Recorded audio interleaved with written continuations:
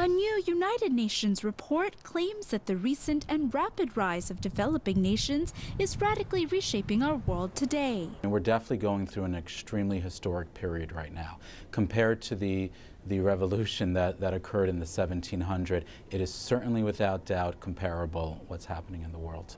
Political commentator Ari Zoldan believes that the digital revolution has aided in the emergence of a new wealthy middle class, putting the economies of the Middle East, Asia, and Latin America on a path to overtake the globe's wealthiest nations.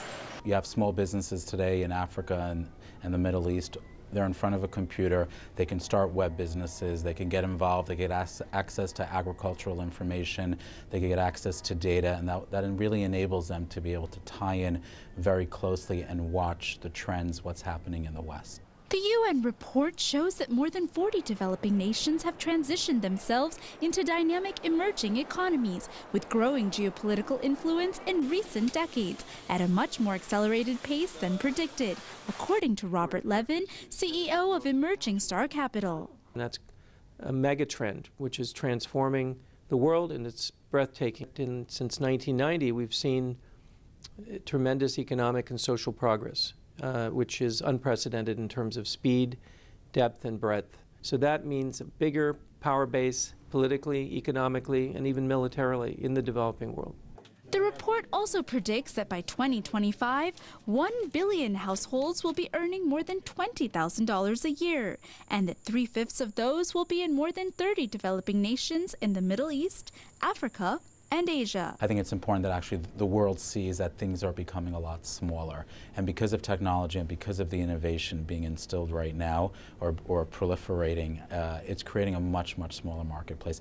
And it's helping people in the emerging markets in the Middle East and South America, in Africa, to be able to start playing in a larger space. Drivers behind this global shift include sustained investment in education, healthcare, entrepreneurship, trade, and open engagement with an increasingly interconnected world. Combination of progressive policies, exports, social development, and foreign direct investment and international assistance by humanitarian NGOs. But particularly in the last 5-10 years, there's been an acceleration of adoption of best practices.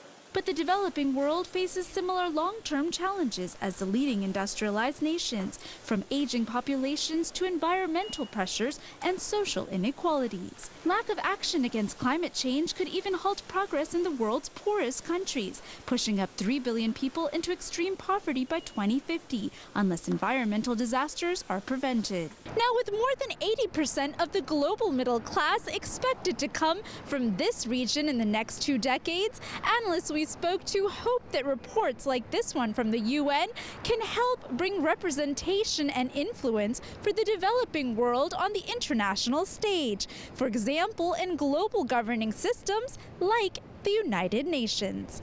For KSA2, I'm Shruti Mathur, reporting from New York City.